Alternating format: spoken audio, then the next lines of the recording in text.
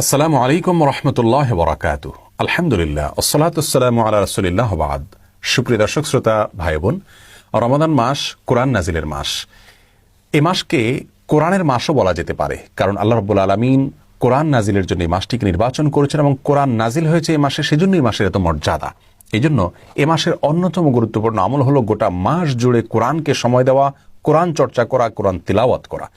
আমরা কোরআন তেলাওয়াত করতে গিয়ে, কোরআন চর্চা করতে গিয়ে কয়েকটি ভুল করে ফেলি, যার কারণে কোরআন তেলাওয়াতের যে কাঙ্ক্ষিত সুফল আমাদের পাওয়ার কথা সেটি অনেকাংশে আমরা পাই না।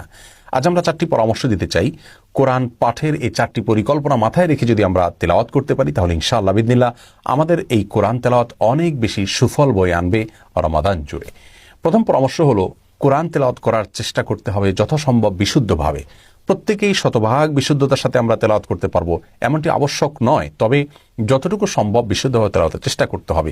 অন্য ভাষার উচ্চারণের সাহায্য নেওয়া যাবে না। অনেকে আছেন যারা আরবি টেক্সটের নিচে যে বাংলা বা ইংরেজিতে উচ্চারণ লেখা থাকে সেটা সাহায্য নিয়ে কোরআন তেলাওয়াত করেন। এটি কোনো অবস্থাতে উচিত নয়।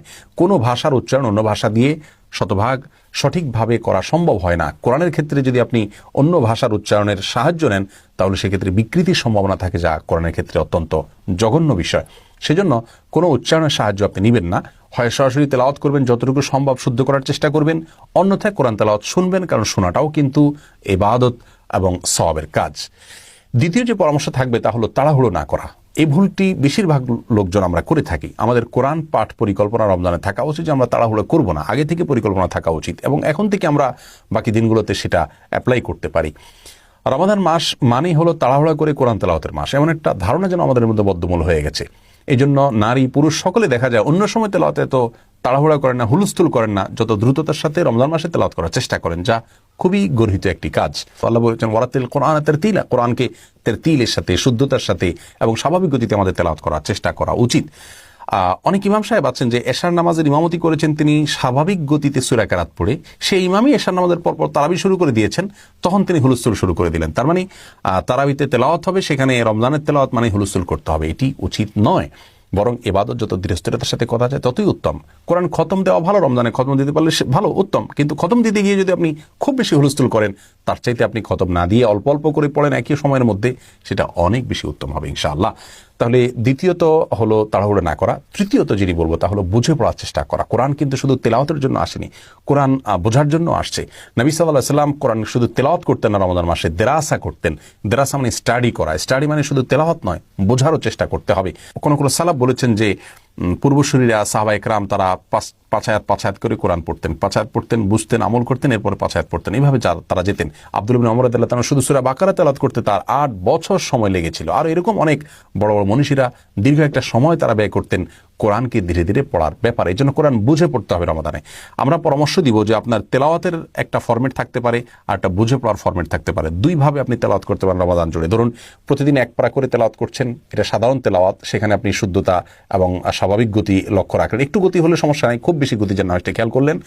আর আরেকটা ফরম্যাট থাকতে পারে বুঝে পড়ার ফরম্যাট, সেটা 1 পৃষ্ঠা হতে পারে, প্রতিদিন আধা পৃষ্ঠা হতে পারে, 5 আয়াত হতে পারে, 3 আয়াত হতে পারে। 1টি আয়াত করে যদি আপনি অর্থ সহকারে বুঝে পড়েন, তাহলে মাস শেষে 30টি আয়াত আপনার বুঝে পড়া হয়ে যাবে। এই জন্য রমাদানে কোরআনের পাঠ পরিকল্পনার মধ্যে বুঝে পড়ার একটা পাঠ আমাদের থাকা উচিত, এটার জন্য আলাদা একটা হিসেব রাখা উচিত। 4 নম্বর এবং সর্বশেষ কোরআন পাঠ পরিকল্পনা রমাদানের যেটি বলবো তা হলো শুধু কোরআন নিজে তেলাওয়াত না করে অন্য কারোর তেলাওয়াত শোনা উচিত এবং অন্য কাউকে শোনানো উচিত, যেটাকে মুদারাসা বলা হয়। নবী করিম সাল্লাল্লাহু আলাইহি সাল্লামের সাথে জিবরিল আলাইহিস সালাম কোরআন কারীম রমাদান মাসে এসে কানা ইউদারিসুল কোরআন পারস্পরিকভাবে তারা গ্রুপ স্টাডি করতেন। একজন তেলাওয়াত করতেন, অন্যজন শুনতেন, আবার তিনি তেলাওয়াত করতেন, ইনি শুনতেন। এটি কিন্তু সুন্নাহ। আমরা মদিনাতে মসজিদে নববীতে দেখেছি, আমলটি এখনো অনেকে করে থাকেন, কিন্তু আমাদের সমাজে নেই বললে চলে। আলেম হাফেজদের মধ্যে এটি চর্চা হয় না, অনেকে জানেনই না। এই জন্য কোরআন তেলাওয়াত যেমন করা সওয়াবের কাজ রমাদান মাসে, আরেকটি ফরম্যাট থাকা উচিত যে আমি একটু তেলাওয়াত করব, আমার স্ত্রী শুনবেন, তিনি করবেন, আমি শুনবো, অথবা অন্য কারোর সাথে এটি আমরা করতে পারি। অথবা কিছু আয়াত আমরা পড়লাম, অর্থ বুঝলাম, সেটা নিয়ে আমরা পারস্পরিক আলোচনা করলাম, গ্রুপ স্টাডি করলাম। এটাকে দেরাসা বলা হয়, মুদারাসা বলা হয়। এই মুদারাসাটা কিন্তু রমাদানের গুরুত্বপূর্ণ একটি আমল। তাহলে এই 4টি পরিকল্পনা যদি থাকে কোরআন তেলাওয়াতকে কেন্দ্র করে, ইনশাআল্লাহ আমাদের তেলাওয়াত অনেক বেশি সফল এবং সার্থক হবে। শুদ্ধতার সাথে যতটুকু সম্ভব তেলাওয়াত করার চেষ্টা করা, উচ্চারণের সাহায্য না নেওয়া, খুব বেশি হুলস্থুল না করে স্বাভাবিক গতিতে পড়ার চেষ্টা যত সম্ভব করা, একটু গতি থাকলো কিন্তু খুব বেশি যেন না হয় সেটি খেয়াল করা, আর বুঝে পড়ার জন্য চেষ্টা করা, বুঝে পড়ার একটা ফরম্যাট থাকা প্রতিদিনের। আর সেই সাথে কোরআন তেলাওয়াত শোনাশুনি করার যে একটা ব্যাপার এবং স্টাডি করা, পারস্পরিকভাবে আলোচনা পর্যালোচনা করার যে একটা ব্যাপার, সেটি যেন আমাদের মধ্যে থাকে। আল্লাহ আমাদের সকলকে রমাদান মাসে সর্বোত্তমভাবে কোরআনকে সময় দেওয়ার, কোরআনকে চর্চা করার তৌফিক দান করুন। আসসালামু আলাইকুম ওয়া রাহমাতুল্লাহি ওয়া বারাকাতুহু।